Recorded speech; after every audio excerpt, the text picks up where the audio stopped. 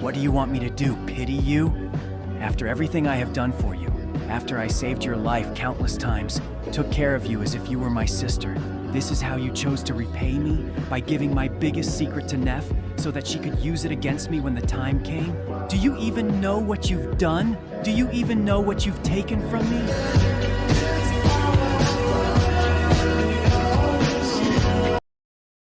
I had to betray one of my best friends to save the other.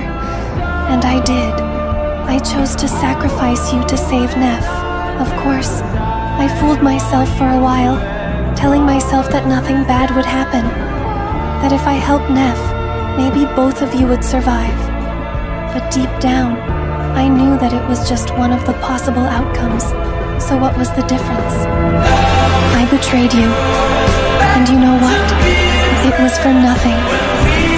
I betrayed my best friend, and nothing still changed. I sacrificed you, but couldn't save anyone. Despite it all, I couldn't change fate.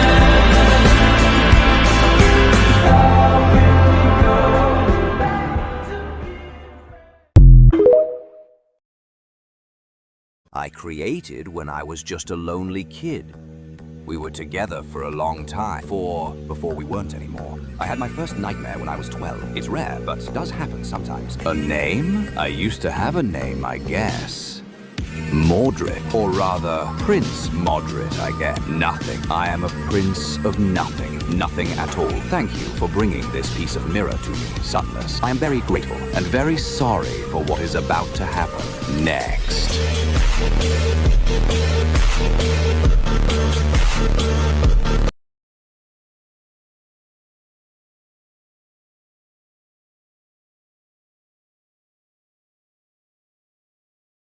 And I was trapped.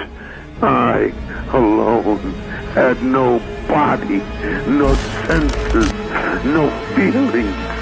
I was in hell, looking at heaven. For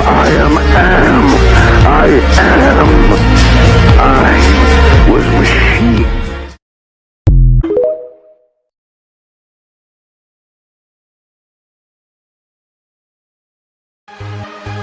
In fearful day, in raging night, with strong hearts full, our souls ignite. When all seems lost in the war of light, look to the stars, for hope burns bright.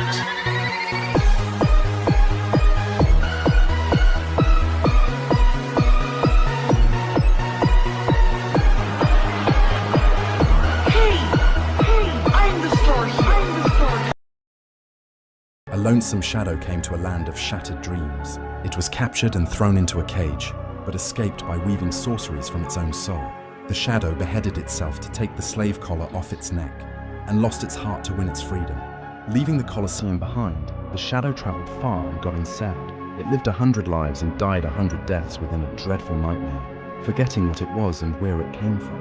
The shadow did not break, and so the nightmare broke instead. Free once again, the shadow befriended a mad sorcerer, a feral child, a crippled archer, and a blind prophet. Together, they collected the deaths of the immortal lords and waged a war against the holy city. The lords were killed, the city was destroyed. The shadow broke the chains of hope and set desire free. Wake up, Sunless. Your nightmare is over.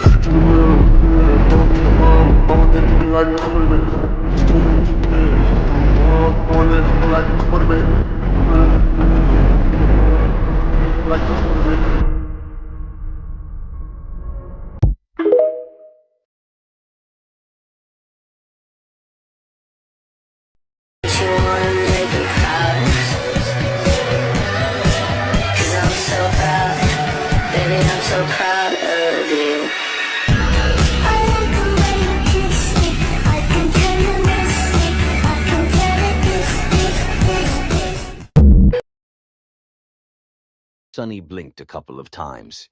So, what? We really won? Just like that? Effie stared at him for a bit and then yelped in outrage. What the hell do you mean by just like that? We just wiped out 100 vicious awakened battle zealots, and you yourself killed 3 ascended champions. Was that not hard enough for you, you crazy demon?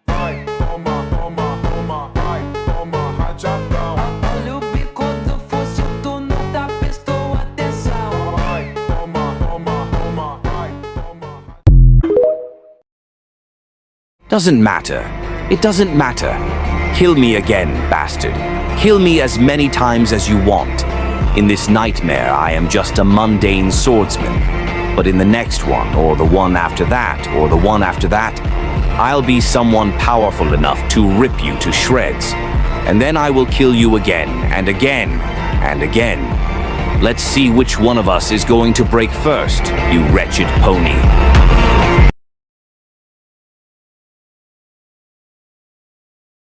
This beautiful steed was tamed by the treacherous lost from light in the depths of a harrowing dream. The 2 shadows battled across countless nightmares, shattering them all apart. Neither was willing to give up, so in the end, the nightmares did.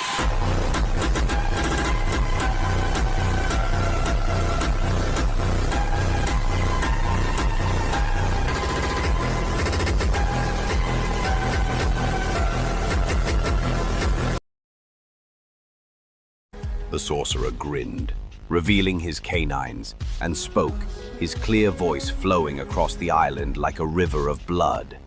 Surrender the knives? I don't think so, my old friend. If I do, how will I kill you and your vile brother? He laughed, and then took another step forward, raising his hand. A toppled pillar then blocked his path, exploded into a rain of shards and stone dust, obliterated in a split second. And that is what I intend to do. You, Severus, Solvain, I'll kill you all, break the chains that bind the demon of desire, and set her free. Noctis took another step and then stopped, staring at Sun Prince with ruthless determination. So, if you want to take the knives, you'll have to take them off my cold corpse. Oh, wait. A sad smile appeared on his face. Well then, I guess this is a goodbye. Farewell, Sunless. You have been a great friend to me. And I hope that I have been a good friend to you too. With that, the sorcerer laughed and took a step forward. He hesitated for a second, then locked Sunny in a hug. Noctis chuckled, then grew silent for a moment. Then he sighed and whispered, his voice suddenly low and somber. Never trust the gods.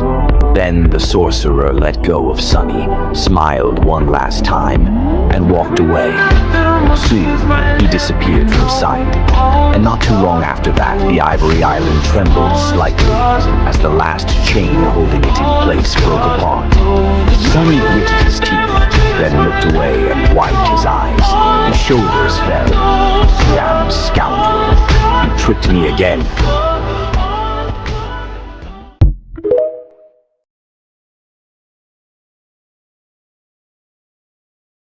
In the center of the Great Hall, surrounded by a swirling hurricane of light and darkness, a vague and graceful silhouette towered above the broken chains.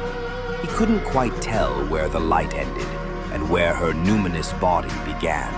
Perhaps Hope had no body at all and was instead made of pure radiance, pure darkness. He felt as if her nebulous visage was almost human-like, but also inexplicably alien. The shapes and contours were both correct and wrong, both familiar and strange, both pleasing and revolting, and beautiful. So beautiful. She was the most beautiful thing he had ever seen. She was the most terrifying thing he had ever seen. She was divine, unholy, unknown, unknowable, a demon, and she was leaving. Sunny gritted his teeth and then screamed, letting his desire dictate the question. Wait, don't go.